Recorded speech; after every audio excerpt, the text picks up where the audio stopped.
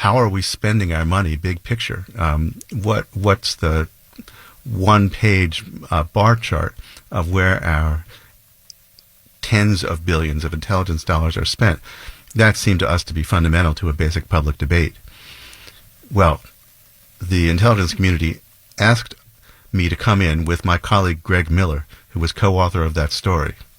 And Greg's a long-time intelligence correspondent. Very cool nerves, very sort of Zen-like. We went in to an auditorium filled with people from the 17 U.S. intelligence agencies and offices, and they just stared daggers at us. They were seething with rage at the idea that we had this information, that we were considering publishing it, that they couldn't do anything to stop it. We thought that they would raise questions, issues, tell us this thing here would be especially sensitive, or ask us what we were intending to publish.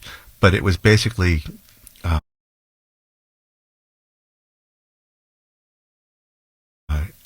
a long series of complaints and angry outbursts at the whole idea that we were going to do this. Greg and I left without understanding why they had called the meeting in the first place, since nothing of substance happened. Right. There were plenty of times that you did have detailed conversations and withheld material at the request of the government because they might endanger operations, right?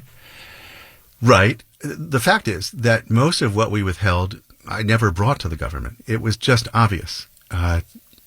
There were photographs of operational personnel in the field who were clandestine personnel. I'm not going to publish photographs of secret agents of the U.S. government. There were names of specific targets in ongoing collection activity. I'm not going to do that. When the government responded to you on a lot of these stories, they said, look, everything we are doing is legal. Was it? Well, first of all, that wasn't true. Some of what they were doing was not lawful or had never been tested in court. And in fact, in many of the cases, judges had no idea this was even happening. For one program, for example, the disclosures for the first time allowed the litigation about that program in open court. That was the spying on American telephone calls, and the courts split on whether it was constitutional. And the only thing that prevented this from getting a Supreme Court hearing, I think, was that the NSA agreed to stop doing it. But the larger point is that sometimes the scandal is what's legal. Sometimes the public debate needs to be about what the government is doing under legal authority that no one knew about. Sometimes you want to know that they think this legal authority entitles them to collect millions of American data points around the world. Maybe you want to know what boundaries they draw and how they handle information about Americans. These were things that you couldn't debate because they weren't known. And Snowden and the stories about Snowden's disclosures brought them to light. Right. In a lot of cases, the legal authority rested on secret interpretations of laws and court decisions and executive orders, right? So that you couldn't really even know the legal rationale, even if you knew about the program, right?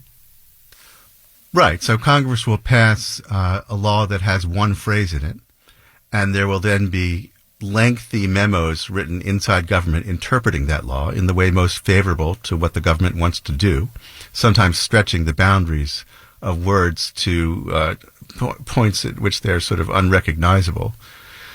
And then the government operates under that legal authority, which has been challenged by no one because it's been seen by no one outside of government. And this is behind, a lot of things that the public found shocking in the Snowden disclosures. A lot of the government officials argued to you that, yes, a lot of information is collected in these programs, but we have policies and procedures which ensure that they are used responsibly, right? I mean, there's a lot of detail to that.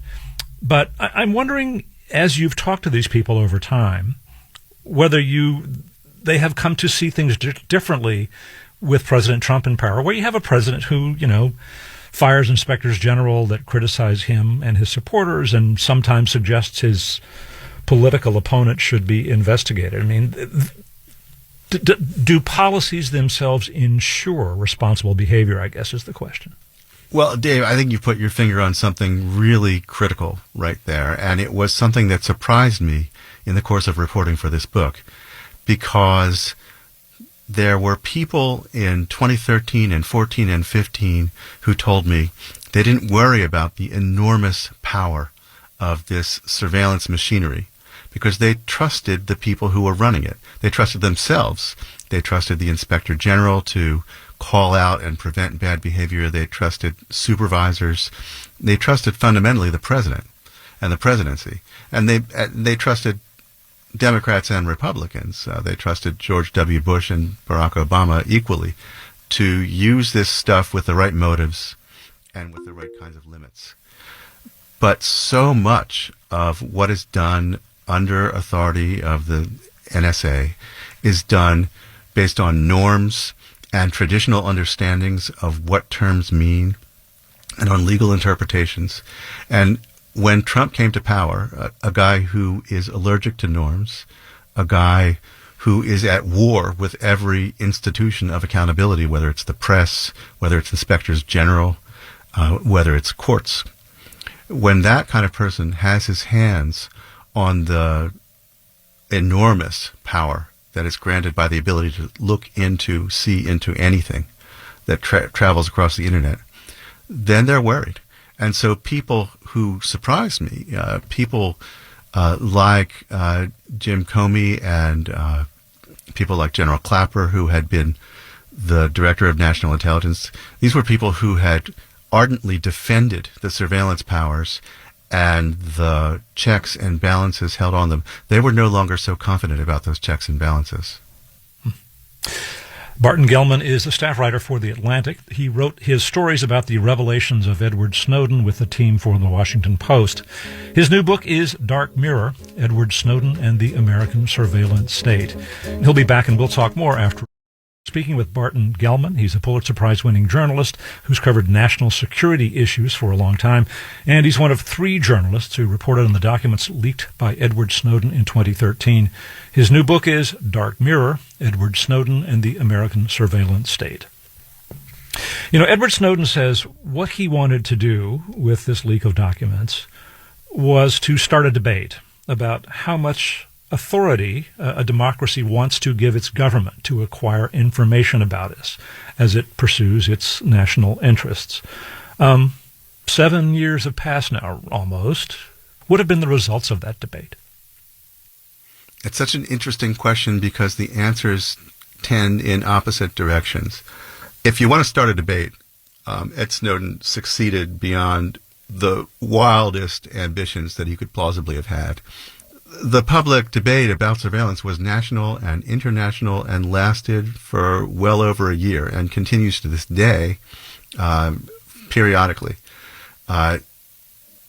Even the biggest critics of Snowden, not all of them, but some of them, inside government, including a former FBI director, former NSA deputy director, former director of national intelligence, all say he started a debate that the public needed to have about the limits of surveillance in a democratic society. At the same time, most of the programs that he exposed continue. The administration of Barack Obama was very good at deflecting conversations about what I thought were the most important issues and keeping things focused on small things that they were prepared to change. The biggest one, just to state this clearly, is that NSA operations overseas, which collect information in bulk, sometimes the entire fruits of gigantic pipes of information that are traveling across the internet in some place that's outside the United States. These operations are scooping in tens and possibly over 100 million Americans in the course of those operations. And much of that information is retained. Some of it is used. And so foreign operations have a huge impact on domestic privacy interests of U.S. citizens protected by the Constitution of the United States, and nobody has really addressed that in terms of policy change. So have there been any changes in law or executive orders that would affect these programs? There are changes in law. There have been limits, and there are some proposals for new limits on the collection of the telephone records under the Patriot Act authority, which at the moment we're talking has lapsed. Congress had sunset provisions in several of the surveillance authorities so that they have to be renewed every several years. Congress failed to renew these provisions when they expired in, I believe, February. And they're now debating between the House and the Senate the circumstances under which they'll be renewed. And there are some interesting reform amendments that are going to be part of that conversation. And there was the USA Freedom Act, which changed the way the telephone records were collected, and the NSA's own decision about a year ago that it was going to stop collecting them. It's going to stop the program on its own because it wasn't worth anything. It wasn't valuable. So it was a gigantic intrusion on privacy for very little intelligence gain. So yeah, there have been changes, but the biggest changes have not been changes in law. They've been marketplace changes. There have been demand for privacy by consumers, which led to changes of behavior by technology companies. It used to be that most of our emails traveled around the internet as an open book.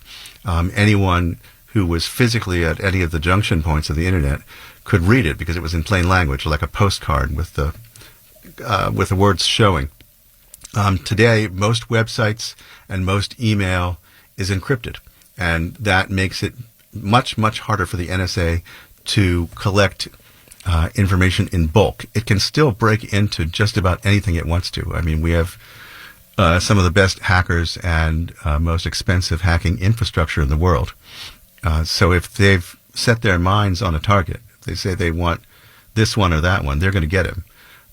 But if they want to collect information in bulk from just about everyone who passes across this or that channel, they're now thwarted by what Silicon Valley has done.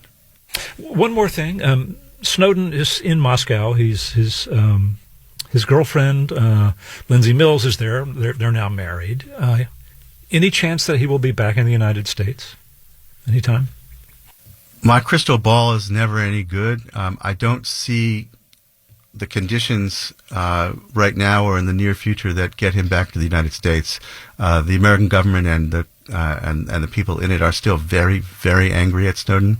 They would not agree to take him back without subjecting him to a trial under the Espionage Act, for which there would be no defense. There's no public interest defense in a leak case. If you tell information to a reporter that was classified information, that counts as espionage, which is really a very different thing. But in law, it's the same.